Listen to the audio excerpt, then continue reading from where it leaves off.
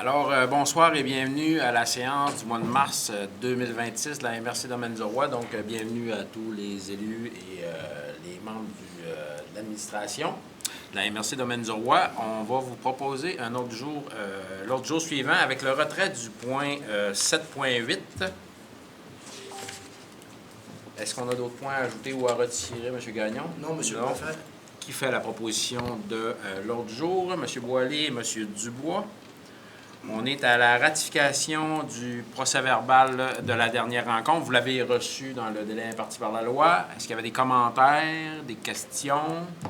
Tout était conforme. Besoin d'une proposition. Monsieur Villeneuve, Monsieur Pagé, merci.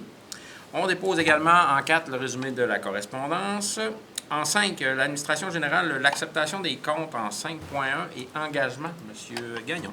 Oui, donc vous avez reçu la liste des comptes impayés qui totalise pour le fonds MRC 7 339,24, le fonds TPI 228,1, fonds villégiature 55 et 54 pour un grand total de 7 622,79. Également, vous avez reçu là, la liste des engagements effectués en vertu du règlement sur la délégation qui totalise pour le fonds MRC 60 067,48, villégiature 1 417,83, TPI 1665,76, circuit cyclable 1439,49 pour un grand total de 64 590,56. Proposition. Mme Bérère, M. Deschênes, merci. En 5.2, demande d'aide financière au Fonds Région Ruralité, analyse de la gouvernance régionale par l'Union des préfets. Oui. En fait, c'est pour accepter une résolution afin de nommer la MRC du Fjord comme organisme responsable d'un projet d'étude pour l'étude de la gouvernance régionale par l'Union des préfets, dont le montant est estimé à une somme maximale de 15 000 $. L'objectif de cette étude-là sera de moderniser la gouvernance et d'étudier la gouvernance régionale au niveau du rôle entre les élus et les administrateurs, pour améliorer la participation active des élus, consolider le leadership régional de l'organisation et mettre à jour le modèle de gouvernance. La MRC accepte par la résolution d'assumer une partie des coûts dans le cadre du programme et de désigner M. le préfet ou moi-même pour signer tout document nécessaire. Alors, tout le monde, proposition. M. Boutin, M. Dumais, merci. On est à aménagement du territoire en 6.1, le schéma d'aménagement et de développement révisé, 6.1.1, avis à la Commission de protection du territoire agricole, le dossier 451-866, la municipalité de Chambord. Oui, donc la municipalité de Chambord s'est adressée à la CPTAQ pour permettre l'aménagement d'un rond de virée à l'extrémité du chemin de la Pointe. C'est en zone agricole, sur une superficie de 2825 mètres carrés. En octobre dernier, le Conseil de la MRC avait adopté une résolution pour appuyer la demande qui avait été déposée par la municipalité. Or, en janvier dernier, la municipalité a formulé une modification à sa demande pour permettre d'ajouter une parcelle supplémentaire de 283,6 mètres carrés pour permettre, entre autres, l'entreposage temporaire des matériaux granulaires. Donc, comme c'est l'habitude, la CPTAQ sollicite l'avis de la MRC. Donc, ce soir, vous pourriez adopter une recommandation en appui à la demande déposée par la municipalité de Chambord. Proposition. M. Tremblay, Mme Brassard, merci. 6.1.2, avis du Conseil sur la résolution numéro 16-06-2510, Ville de Saint-Félicien, dérogation mineure en zone de contrainte. Oui, donc le 8 janvier dernier, la Ville de Saint-Félicien nous a transmis, comme c'est prévu à la loi sur l'aménagement et l'urbanisme, la résolution 16-06-25-10, qui a pour effet d'accorder une demande de dérogation mineure pour permettre la construction d'une nouvelle résidence et de son garage intégré à l'extérieur de la zone inondable, mais à 7,4 mètres de la marge avant, au lieu des 9 mètres qui est prévu dans le règlement municipal. Donc, on a procédé à l'analyse de la décision prise par la Ville de Saint-Félicien. Puis, on vous recommande ce soir d'aviser la Ville de Saint-Félicien qu'on n'entend pas se prévaloir du pouvoir qui est prévu à l'article 145,7 de la loi. Alors, tout le monde, M. Chasson, vous en faites la proposition. Puis de M. Villeneuve, merci. On est à 6.2 Véloroute des Bleuets, 6.2.1 l'avenant au mandat service professionnel en ingénierie, projet 7A Chambord. Oui, donc comme MRC mandataire pour la Véloroute des Bleuets, la MRC a travaillé là, à partir de 2021 sur le projet 7A du côté de Chambord là, qui vise à construire une nouvelle section de piste cyclable entre la rue de la Gare et le chemin d'Intercité, là, juste en face du belvédère du ministère des Transports. À l'époque, il y avait un mandat qui avait été confié à la firme Gemel pour la réalisation des plans et devis et également là, pour la surveillance de chantier. C'était un mandat à l'époque qui était de 75 000 plus les taxes, pour lequel il y a déjà 26 377 qui a été dépensé. C'est un projet qu'on avait mis sur pause pour différentes raisons, là, entre autres pour dénouer là, des problèmes de droit de passage et au niveau des cours d'eau. Qui se sont réglés là, au fil des années. Donc, pour pouvoir relancer ce projet-là, on a demandé une mise à jour de l'offre de service qui avait été déposée par Gemel. Donc, la firme là, nous propose de compléter le mandat pour un montant supplémentaire de 90 000 plus les taxes, ce qui porterait le montant total de son mandat, là, incluant ce qui a été dépensé à 116 377,80 plus les taxes. Donc, ce soir, on vous recommande d'octroyer le mandat modifié à Gemel. Proposition, Mme Bérère, appuyée de M. Boily, merci. 6.3.1, adoption, l'inventaire du patrimoine. Donc, suite à l'adoption le 1er avril 2021 de la loi sur le patrimoine culturel, il y a une nouvelle obligation là, qui a été introduite pour amener les MRC à adopter et mettre à jour périodiquement un inventaire des immeubles construits avant 1940 qui sont sur son territoire et qui présentent une valeur patrimoniale. Donc, au cours des dernières années, on a octroyé différents mandats, entre autres au service d'aide-conseil en rénovation patrimoniale, là, pour nous accompagner dans les différentes phases de constitution de l'inventaire. Donc, au niveau légal, on doit adopter cet inventaire-là avant le 1er avril 2026, qui est dans les prochaines semaines. Donc, on a une liste préliminaire de 1226 bâtiments d'intérêt patrimonial construits avant 1940 qui nous a été déposée par le SARP. Cette liste-là doit être peaufinée puis caractérisée à partir des 19 critères là, que le ministère de la Culture nous propose dans son guide d'élaboration de l'inventaire. Donc, pour respecter la loi, il y aurait lieu ce soir d'adopter l'inventaire en forme préliminaire, donc la liste des 1226 bâtiments qui sera raffinée, là, comme je le disais, suite à un mandat complémentaire qui a été octroyé au SARP en février. Donc, ce soir, on vous recommande d'adopter cette liste-là et que dans les prochaines semaines, là, quand la caractérisation de ces bâtiments-là aura été complétée, on vous soumette une nouvelle liste là, pour remplacer là, la liste des 1226 bâtiments qui vous est soumise ce soir. C'est pas la liste finale. Non, c'est une liste préliminaire qui est vraiment brute, qui comprend l'ensemble des bâtiments construits avant 1940 sur le territoire de la MRC. Ça implique rien qu'un... Quelles sont les contraintes? Quelles sont les contraintes? Voilà. Bien, en fait, là, tout ce que ça a comme contrainte, c'est que si jamais il y avait un permis de démolition qui devait être demandé là, dans chacune de vos municipalités, avant de pouvoir émettre le permis de démolition, ça devrait être soumis à vos comités là, qui sont constitués en vertu de vos règlements sur la démolition que vous avez adoptés au cours des dernières années. C'est une obligation légale là, que vous aviez de le faire. Donc, à ce moment-là, suivant un dépôt au comité puis une analyse, il pourrait avoir un permis de démolition qui soit octroyé. Le fait de raffiner la liste, c'est que là, on va avoir vraiment une liste dans laquelle on va avoir seulement des bâtiments qui ont un intérêt patrimonial, ce qui n'est pas le cas actuellement. Ça va être seulement des bâtiments construits avant 1940. Puis ça n'a pas d'impact sur les rénovations. Ça n'a pas d'impact sur les rénovations, ça n'a pas d'impact sur les assurances, ça n'a strictement rien. Ce n'est pas un statut reconnu par la loi. Ce n'est pas une citation, ce n'est pas un bien culturel classé au niveau provincial, rien de tout ça. C'est pas de quoi qui va donner des subventions. Non plus. On n'aura pas de cadeaux, non? Non plus. Non plus. Bon. Peut-être à terme, là, mais pas pour l'instant. OK, pour l'instant. Je m'en doutais, un peu. Merci. Ça va? Merci. D'autres questions? Non? Non. Vous en faites la proposition, M. Dumais, M. Privé? Parfait, merci. Demande d'aide financière, programme Oasis. Donc, comme vous le savez, là, la MRC est en train, comme les 95 autres MRC au Québec, d'élaborer son plan climat qui vous sera présenté là, dans les prochains mois. Parallèlement à l'élaboration des plans climat, le ministère de l'Environnement a un programme qui s'appelle le programme Oasis qui vise à offrir du soutien financier aux organismes municipaux pour planifier et réaliser des projets de verdissement qui permettront de mieux adapter là, les milieux aux impacts des changements climatiques. Donc, il y a différents volets. Là. Il y a 3 volets, en fait, là, dans ce programme-là. Le premier, c'est pour soutenir les organismes municipaux dans la planification de projets de verdissement. Le deuxième volet, qui est pour la mise en place des infrastructures. Puis le troisième volet, là, ça soutient l'entretien des infrastructures. On comprend qu'on est en élaboration de notre plan et de son plan d'action. Donc, on est plus au niveau de la planification. Donc, c'est un programme qui se termine le 31 mars 2026. Pour pouvoir profiter de ce programme-là, on vous recommande ce soir d'autoriser le dépôt d'une demande d'aide financière pour l'élaboration d'un mandat qui viendra là, nous orienter, disons, dans les projets de verdissement à mettre en place sur le territoire là, en lien avec le plan climat dans les prochaines années. Donc, si vous êtes en accord, ce soir, vous pourriez autoriser le dépôt de la demande d'aide financière et également là, m'autoriser finalement à signer là, tous les documents afférents à cette demande. M. Chiasson en fait la proposition. Appuyé de Mme Gagnon, merci.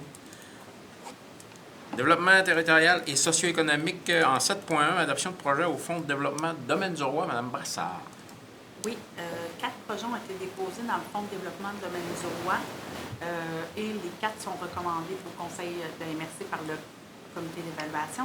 Le premier dossier étant l'amélioration des surfaces de décaqués pour la municipalité de Saint-Prime. C'est un montant de 97 288 dans le Fonds de développement Domaine du Roi, la section qui représente la FDH locale de la municipalité. Donc, il y aurait une somme de 81 970 qui est prise dans le résiduel actuel pour la municipalité et une somme de 15 318 qui est conditionnelle à la disponibilité des sommes en 2026.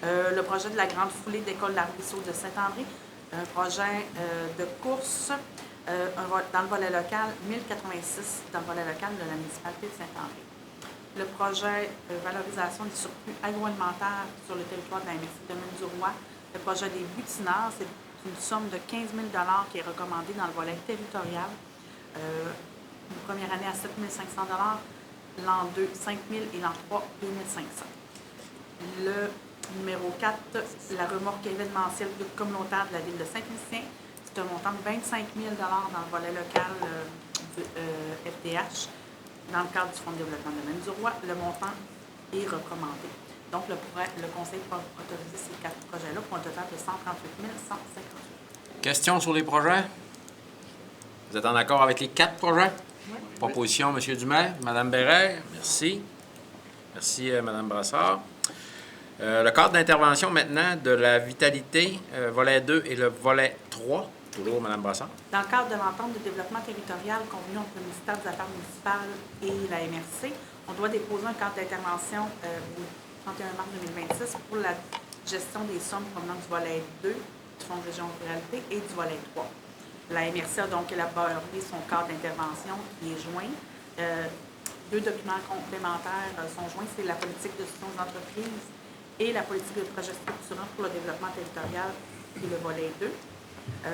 La directrice au développement des milieux va être identifiée pour agir à titre de coordonnatrice de la mise en œuvre du cadre d'intervention et à titre de responsable de la vitalisation. Il y a un comité de gestion dont la composition est la suivante: directrice au développement des milieux, directrice au soutien des entreprises, conseillère en communication, directeur général, directrice des finances, préfet de la MRC.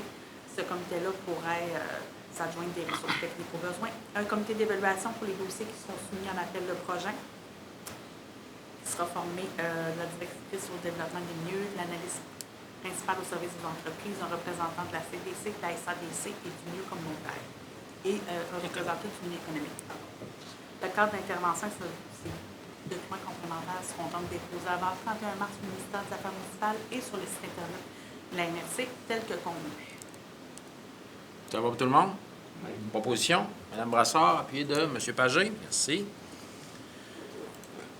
7.3, adoption de la répartition maintenant des sommes issues du volet 2 et du volet 3. Dans le cadre du cadre d'intervention pour la vitalité du territoire qui vient d'être adopté, certaines sommes du volet 2 et 3 ont déjà été entérinées dans le cadre du volet 2. On parle d'un solde, le budget est présenté, un solde disponible de 1 975 000 pour la période de 27 au 31 mars 2028. Le budget pour l'année 2026 ayant déjà été adopté à l'automne dernier. Pour le volet 3, c'est un montant de 364 662. 3 millions. 3 millions, je m'excuse, c'est pas ce que j'ai dit. 3 64 662 qui est présenté, qui est disponible jusqu'au 31 mars 2028. La répartition est ainsi salaire et déplacement 251 000, projet ciblé 675, appel de projets territoriaux. Il y a une somme de 683 531 pour des projets de 5 à 100 000, des projets dans les appels locaux pour 1 300 000, dont la répartition est la suivante. Pour les municipalités Q2 et Q3, chacune pourrait recevoir une somme dans le volet 3 de 105 333. Pour les municipalités Q4 et Q5, chacune pourrait recevoir 162 500 dans le cadre du volet 3. Toutes les municipalités auraient une somme de 25 000 par année, dont 75 000 dans le cadre du volet 2. La première année est en 2025. Je vous ai soumis la liste des conseillères en développement locaux qui seront pivots par municipalité. Chaque municipalité a un conseiller pivot, pardon. Et puis, dernier élément, les appels de projets territoriaux qui seront à date fixe pourraient être pour cette année, 16 mars au 15 mai, et puis du 4 septembre au 13 novembre 2026. J'imagine que ça va être mentionné sur notre site web, nos Oui, différentes à partir plateformes. de la semaine prochaine. Parfait. Pour ce qui est des projets locaux, ça se sera en En continu. continu. Parfait. Ça va pour tout le monde? Une proposition? Monsieur Deschênes, Madame Bérère, merci. En 7.4, entente 2026, destination Lac-Saint-Jean. Oui, en continuité avec l'entente annuelle conclue avec Destination Lac-Saint-Jean et l'ensemble des MRC du territoire, la MRC Domaine du Roi avait confirmé en 2025 une première année d'entente, avait convenu de réitérer l'entente en 2026 selon les résultats déposés. Les résultats préliminaires ont été déposés. Donc, c'est une somme de 109 569,34 pour l'année 2026 dans le cadre de l'entente entre la MRC avec Destination Lac-Saint-Jean qui pourra être injectée. De cette somme, 70 000 proviennent du budget du chantier de tourisme et 39 569 proviennent du budget de la MRC en région ruralité volet. M. Steve Gagnon pourrait être autorisé à signer l'entente. Ça va pour tout le monde? Proposition, M. Privé, M. Villeneuve, merci. En 7.5, dépôt d'une demande de financement au Fonds fertile pour le projet Circuit gourmand. Oui, dans la continuité du projet Circuit gourmand initié en 2024, la MRC pourrait déposer dans le cadre du Fonds fertile du ministère de l'Agriculture, des Pêcheries et de l'Alimentation une demande d'aide financière qui vise à soutenir la portion marketing du projet pour l'ensemble des partenaires étant les autres MRC. La MRC Chapdelaine et Développement économique Lac-Saint-Jean. Cette demande viserait l'obtention d'une contribution de 12 000 du MAPAC, nécessitant une mise de fonds de 1 000 de chacun des partenaires, donc de la MRC Domaine du Roi. La MRC Domaine du Roi pourrait être le fiduciaire pour l'ensemble des MRC. Et on pourrait également accepter de payer le montant de 1 000 qui était déjà budgété à même le chantier du tourisme. Proposition? M. Boutin, Mme Bérère, merci. En 7.6, une demande d'aide financière au Fonds MADA dans le FRR volet 2. Oui, c'est une recommandation du comité d'analyse de la table de consultation des aînés pour un projet, le projet Thé musical de l'organisme au fil du temps qui est dans la municipalité de Saint-André. C'est un montant de 600 qui est demandé. Proposition. M. Pagé, M. Dubois, merci. En 7.7, demande d'aide financière, Havre du Lac-Saint-Jean, Mme Brassard. Oui, je m'excuse, mon concerto a fermé. C'est une demande de 30 000 pour soutenir les opérations de l'organisme qui est demandé au conseil de MRC. Cette somme pourrait provenir du fonds des redevances hydroélectriques volet territorial. On supporte l'organisation déjà depuis plusieurs Annuellement, années oui. déjà. C'est ça. Proposition. Beaucoup de monde. M. Privé, M. Dumais. On est tous d'accord avec la proposition. Merci. 7.8. Développement du projet de parc... 7.9, excusez. Développement du projet de parc solaire. J'étais à 7.8, mais entente de participation préliminaire. M. Gagnon. Oui, en fait, la Société de l'énergie communautaire du Lac-Saint-Jean développe actuellement 3 projets de parcs solaires. D'ailleurs, il y a des consultations là ce soir, demain soir et jeudi soir dans les localités concernées. Tout ça dans le cadre du projet d'appel d'offres pour l'acquisition de 300 MW d'énergie solaire effectué par Hydro-Québec. Les 3 projets, il y en a un à Mastoyage de 4,9 MW qui est projeté, un autre à Saint-Félicien de 9,9 MW et un autre à Saint-Thomas-d'Izyme de 4,9 MW. Donc, la Société d'énergie communautaire qui regroupe là, sous un organisme non lucratif, là, l'AMRC Domaine du Roi, Maria-Chapdelaine et Mastoyache. Donc, ce qui est prévu afin d'autoriser notre participation à ce projet-là, c'est de conclure une entente de participation préliminaire. Cette entente-là va venir confirmer le mandat à la Société d'énergie communautaire de développer les projets, d'autoriser le dépôt des soumissions dans le cadre de l'appel d'offres, et également d'établir les jalons clés pour la réalisation des projets, ainsi que les mécanismes de gouvernance, et finalement d'établir là, le cadre juridique et financier des projets. Donc, si vous êtes d'accord d'accepter le projet d'entente qui vous a été soumis en annexe, vous pourriez l'autoriser par résolution. Ça va pour tout le monde? Proposition, M. Tremblay, M. Chiasson. Merci. Dans un même ordre d'idées, le 7.10, développement de projets solaires, demande d'apport de la Société d'énergie communautaire. Ça va nous prendre de l'argent. Oui, j'imagine. effectivement. Afin de développer ces projets-là en prévision de leur dépôt à Hydro-Québec au 31 mars, la Société d'énergie communautaire avait déjà des sommes de disponibles pour le développement, mais requiert de ses partenaires des sommes supplémentaires. Donc, il y a un appel d'apport auprès des 3 partenaires que je vous ai mentionnés tout à l'heure, de 100 000 $ par partenaire. Donc, nous, pour la MRC Domaine du Roi, je vous ai proposé d'utiliser le Fonds Signature Innovation pour pouvoir là, contribuer au développement du projet. Proposition, Mme Bérère, M. Pagé, merci. Je proposerais d'adopter en bloc le 7.11, 7.12 et le 7.13 pour les 3 projets de solaire sur chacun des territoires. Donc, M. Gagnon, vous faites la lecture de 1 pour les 3. Oui, effectivement. Donc, dans le cadre des projets que je vous ai mentionnés tout à l'heure, on doit accepter une résolution pour appuyer là, le projet de centrale photovoltaïque là, dans chacune des qui va être située dans chacune des municipalités, soit une à Saint-Félicien, l'autre à Saint-Thomas-d'Izyme et l'autre à Mastoyache. Donc, la résolution va également confirmer notre intention de participation financière au projet et d'autoriser là, Monsieur le préfet et moi-même à signer des ententes requises, d'autoriser le développement PEC qui agit pour la Société d'énergie communautaire pour déposer là, à Hydro-Québec dans le cadre de l'appel d'offres nos propositions. Et dans le cadre de la première résolution qui concerne le projet à Saint-Félicien, on va venir confirmer que le projet est conforme aux lois et règlements applicables à la MRC. Donc, à moins d'avis contraire, on va adopter en bloc. Donc, M. Dumais, appuyé de M. Boutin. Merci. Donc, 7.12, 7.13 et 7.14, c'est réglé. 7.14, 7.11, 7.12, 7.13, c'est réglé. 7.14, nomination Alliance pour la solidarité 02, Mme Brassard. L'Alliance pour la solidarité 02, qui la table régionale œuvrant la lutte à la pauvreté et à l'exclusion sociale au Saguenay-Lac-Saint-Jean sollicite la MRC pour qu'elle désigne un représentant sur la table régionale. L'Alliance 02 constitue un espace de concertation essentiel pour les acteurs communautaires, institutionnels et municipaux dans le but de soutenir des actions concrètes pour améliorer les conditions de vie des populations vulnérables. Donc, ce soir, le Conseil de la MRC pourra désigner par résolution Mme Sarah-Élie Villeneuve, conseillère en développement local, comme représentante de la MRC au sein de l'Alliance pour la solidarité. Mme Bérère, appuyé de M. Villeneuve. Merci.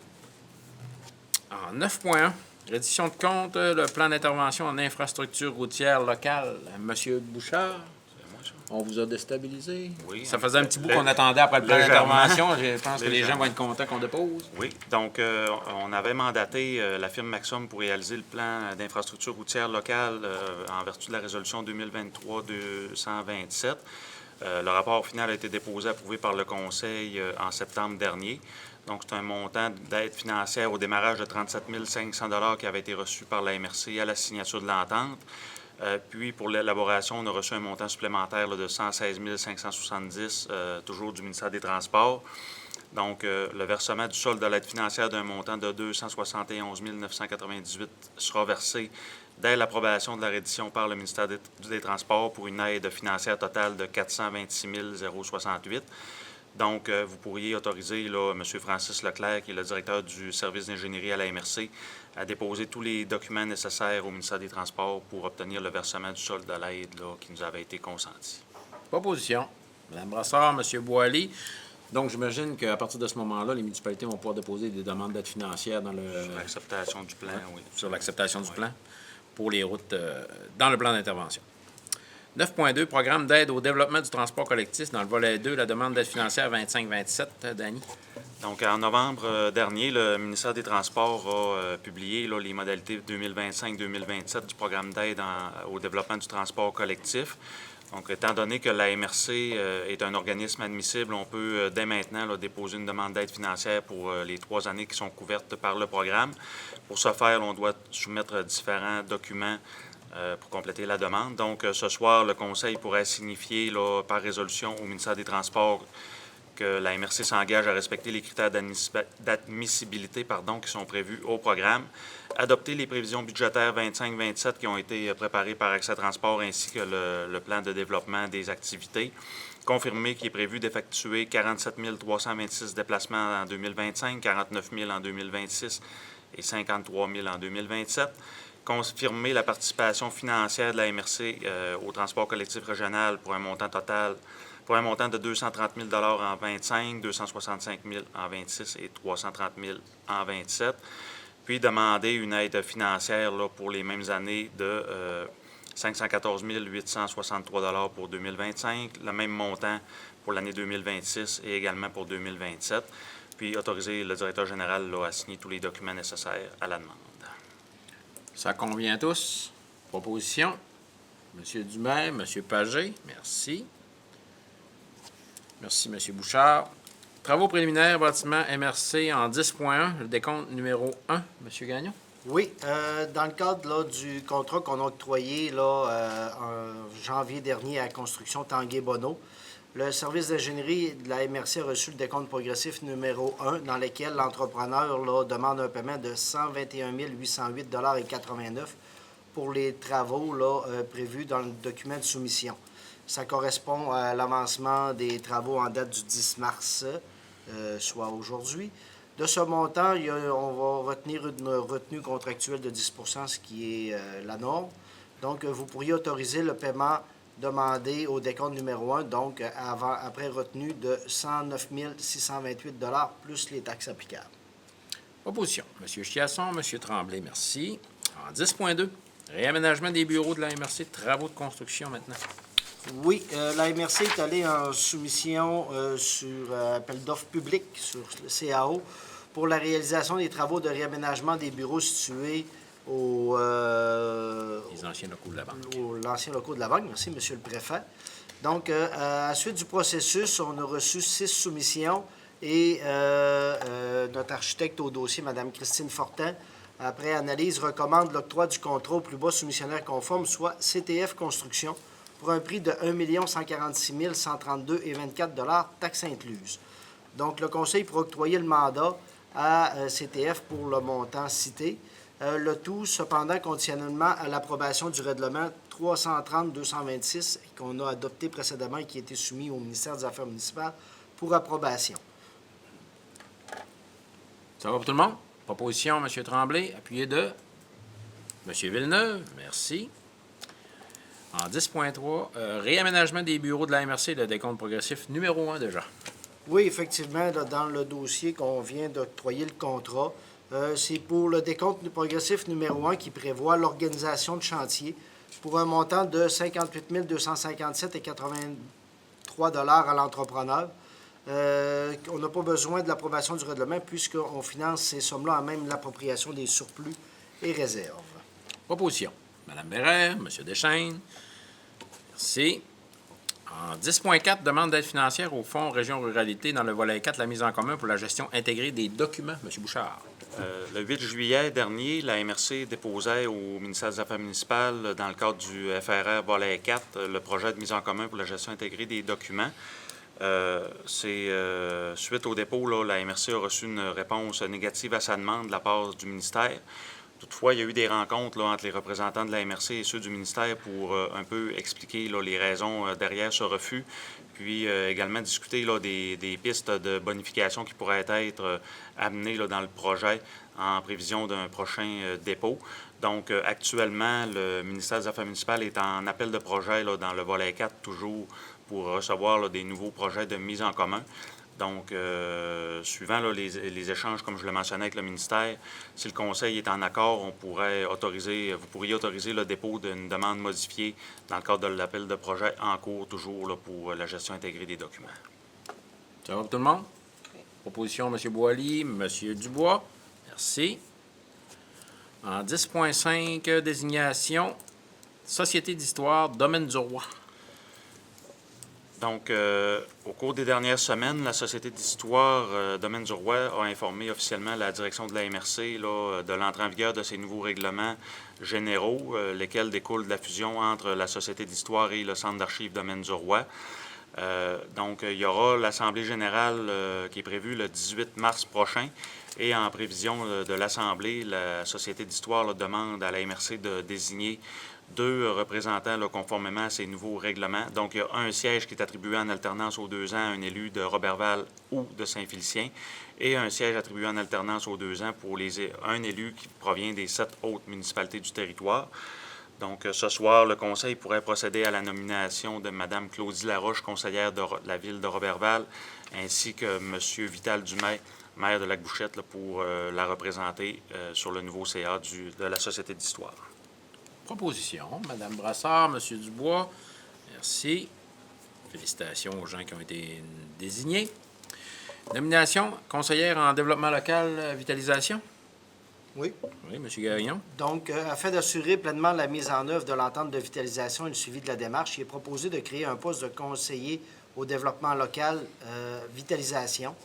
Parallèlement à ça, on avait un poste là, au niveau de conseiller sectoriel en main-d'œuvre. Et puisque la conjoncture a beaucoup évolué et la charge de travail à ce niveau a diminué, il n'est plus justifié de conserver ce poste. Donc, il est recommandé de nommer au poste de conseillère en développement local vitalisation Mme Ménie Fortin, qui occupait l'ancien poste là, de conseillère sectorielle main-d'œuvre. Donc, si le Conseil est d'accord, on pourrait procéder à la nomination de Mme Fortin. Proposition, M. Privé, appuyé de M. Chiasson. Merci. Territoire non organisé, l'aide financière. Ah, je n'ai pas ça. Désolé. Avis de motion règlement 331-2026 édictant le code d'éthique et de déontologie du préfet. C'est pour ça que je ne l'avais pas. De la MRC du Domaine du Roi. Donc, je dépose l'avis de motion. Je suis le seul à pouvoir le déposer si je ne m'abuse. Oui, effectivement, M. le Préfet. Et ça, c'est une obligation là, en vertu de la loi là, qu'on doit réviser le code d'éthique avant le 1er mai qui suit toute élection générale. Il y aura un avis public de transmis et l'adoption sera lors de la prochaine séance. Je dépose l'avis de motion. Donc, 13.1. Aide financière Club Passe-Partout incorporé, entretien du sentier de motoneige 355, saison 25-26. M. Bouchard. Donc, au cours des dernières semaines, le Club de motoneige Passe-Partout a déposé une demande d'aide financière annuelle pour l'entretien du sentier de motoneige 355 qui relie Lac-Bouchette à Lac-Édouard. Donc, le club demande, là, comme par les années passées, une aide financière d'un montant de 50 000 $. Donc, ce soir, si le Conseil est en accord, on pourrait confirmer là, au club la subvention pour l'année en cours. Puis, ce montant-là est prévu là, au budget du TNO pour l'année 2026. Proposition, Mme Gagnon, M. Dubois. Merci. 13.2. Mandat d'intégration du cadre réglementaire pour la gestion des milieux hydriques. Donc, suivant l'entrée en vigueur le 1er mars dernier du nouveau cadre réglementaire provincial pour la gestion des milieux hydriques et des ouvrages de protection contre les inondations, on a sollicité de la part de Maître Marie-Noëlle Gagnon de Cane-la-Mare une offre de service pour nous accompagner là, dans l'intégration de ces nouvelles mesures-là au sein de notre réglementation d'urbanisme en TNO. Donc, Maître Gagnon nous a soumis une offre de service qui est au montant de 3 500 $ plus les taxes. Donc, c'est un estimé budgétaire. Donc, on vous propose là, d'autoriser ce soir là, le mandat pour un montant maximal de 3 500 $ plus taxes. Proposition, M. Pagé, M. Tremblay. Merci. Nous sommes à 14.1, proclamation de la Journée nationale de la promotion de la santé mentale positive. M. Gagnon. Oui, c'est, comme vous venez de le mentionner, c'est afin de proclamer là, le 13 mars comme étant la Journée nationale de la promotion de la santé mentale positive. Donc, vous- J'en conviens. C'est la proclamation elle-même. Donc, Proposition, M. Chiasson, M. Dumais, Mme Bérère, à l'unisson. oui. En divers, j'aimerais peut-être rajouter peut-être un petit point rapide. Vous avez entendu dans les médias, là, dans les derniers jours, là, concernant la Sûreté du Québec, là, les coupes d'effectifs dans les deux MRC voisines. Nous, du côté de la MRC Domaine du Roi, on a la chance de ne pas avoir de coupe prévue. On a rencontré la Sûreté du Québec à plusieurs occasions, à plusieurs reprises dans les dernières semaines, justement, pour s'assurer qu'il n'y ait pas de coupe là, dans nos secteurs, considérant nos deux postes de la Sûreté du Québec, celui de Saint-Vicien et de Roberval, et de l'étendue du territoire. Puis il nous a été confirmé là, qu'il n'y avait pas de coupe là, prévue dans nos effectifs. Donc, c'est somme toute une bonne nouvelle. Là. Fait que j'aimais le mentionner parce que je savais qu'il y avait des craintes là, depuis quelques jours là, concernant la Sûreté du Québec. Période de questions. Pas de questions.